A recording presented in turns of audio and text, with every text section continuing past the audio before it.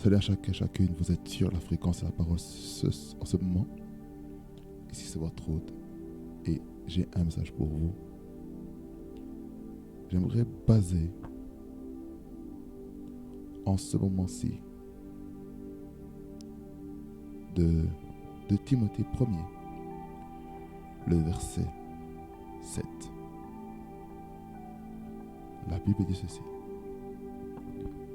Car ce n'est pas un esprit de timidité que Dieu a donné, mais un esprit de force, d'amour et de sagesse. Ce texte, il est très clair. Ce texte nous permet de comprendre que nous ne devons pas être timides.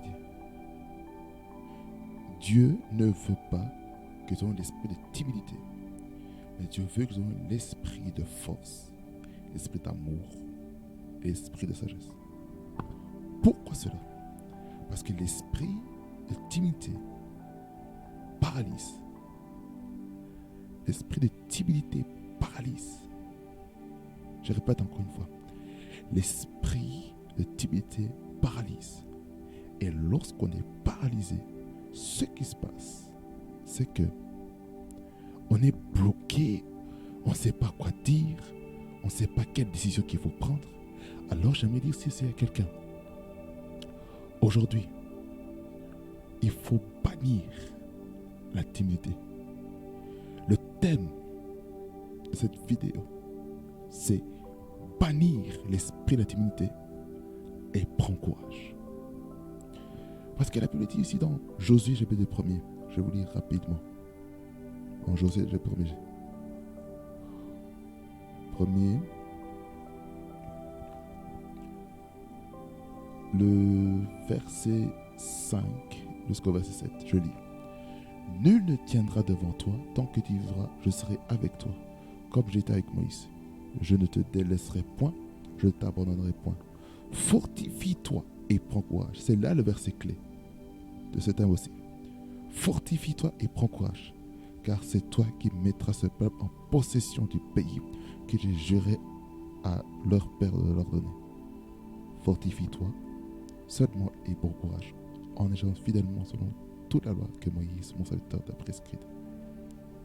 Ne t'en détourne ni à droite ni à gauche, afin de réussir dans tout ce que tu entreprendras. Je saute le verset 8, je vais au verset 9. Ne t'ai-je pas donné cet ordre? Fortifie-toi et prends courage. Ne t'effraie point et ne t'épouvante point. Car l'Éternel ton Dieu est avec toi, tout ce que tu entreprendras. Je relais encore le verset 9. Ne t'ai-je pas donné cet ordre? Fortifie-toi et prends courage. Ne t'effraie point et ne t'épouvante point.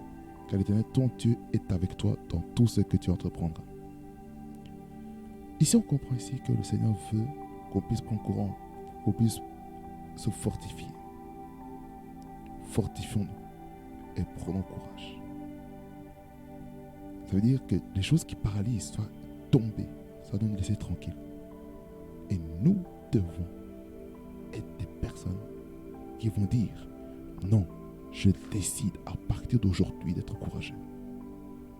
Je décide de prendre de l'audace. S'il y a des choses qui vous inquiètent, pourquoi ne pas parler avec quelqu'un? Pourquoi garder ce fardeau à votre cœur? Pourquoi? Ça ne sert à rien. Pourquoi? Lorsque vous gardez le fardeau trop longtemps dans votre cœur, vous risquez de tomber malade. Ne tombons pas malade à cause des soucis, à cause des tracas, à cause des choses qui n'en vaut pas la peine. Aujourd'hui, décidons d'être courageux, de libérer ce qui est dans le cœur. Cela est très important. Si on ne s'y libère pas, comment voudrons-nous être en bonne santé? Il faut être courageux, il faut dire la vérité. Si on ne dit pas la vérité, si on ne se libère pas, si on ne dit pas les choses qui nous tracassent, comment pouvez-vous avoir la solution au problème? Il faut être courageux. Je reviens à notre texte de base de Timothée 1, verset 7. Qui dit, car ce n'est pas un esprit de timidité que Dieu nous a donné, mais un esprit de force, d'amour et de sagesse. Écoutez, vous savez ce que la timidité fait? La timidité bloque. Elle vous bloque de toute opportunité. Elle vous bloque d'une rencontre amoureuse sérieuse. Vous avez été déçu et vous dites, non, j'ai plus confiance. Et si cette personne m'abandonne? Si cette personne fait ceci? Si cette personne fait cela? Vous risquez maintenant de vous bloquer pour les bonnes opportunités d'une bonne relation. C'est pourquoi j'aimerais dire ceci à quelqu'un. Aujourd'hui, décidez. Ne plus rester dans les blessures du passé. Parce que les blessures du passé vous cassent. Les blessures du passé vous poussent à être timide. Les blessures du passé vous poussent à dire, oh non, je n'ai pas confiance à cet homme, je n'ai pas confiance à cette femme.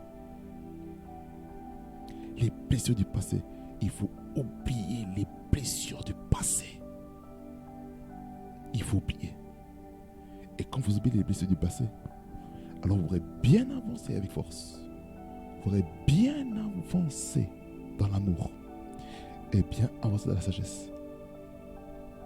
Il y a une version de Timothée 1,7 qui dit que la sagesse, c'est aussi la maîtrise de soi. Vous savez, l'Esprit du Seigneur nous aide à nous maîtriser.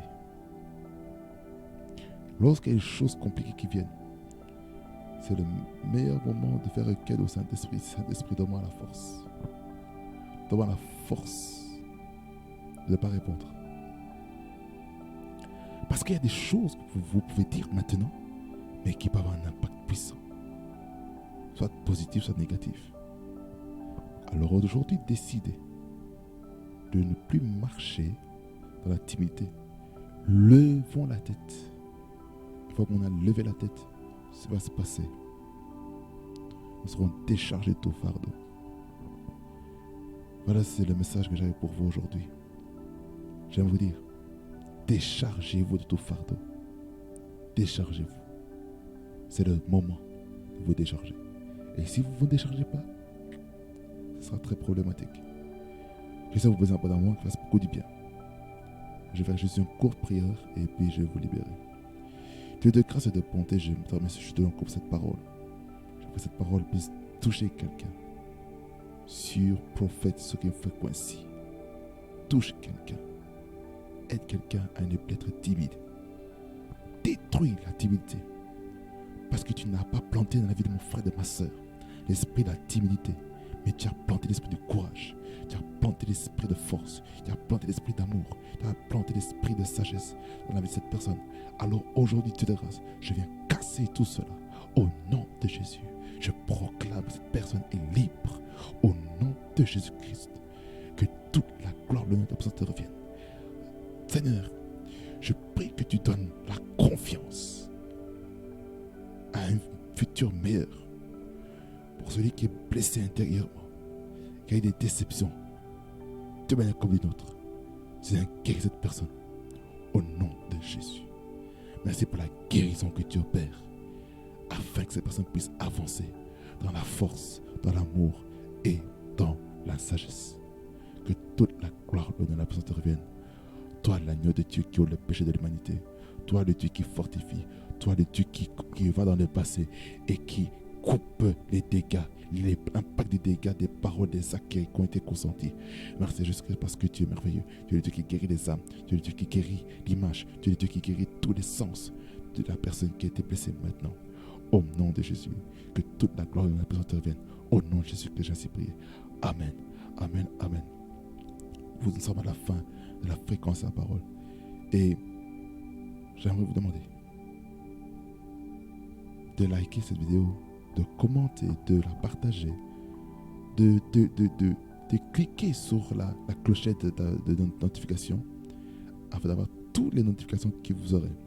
Que ce soit pour des vidéos en première, pour des directs, pour des posts, tout ce qui va se passer. Alors, ne soyez pas distraits. C'est quelque chose de bon qui arrive.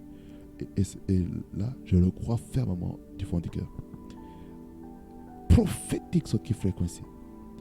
La fréquence. Vous êtes près du trône de Dieu. Soyez bénis abondamment.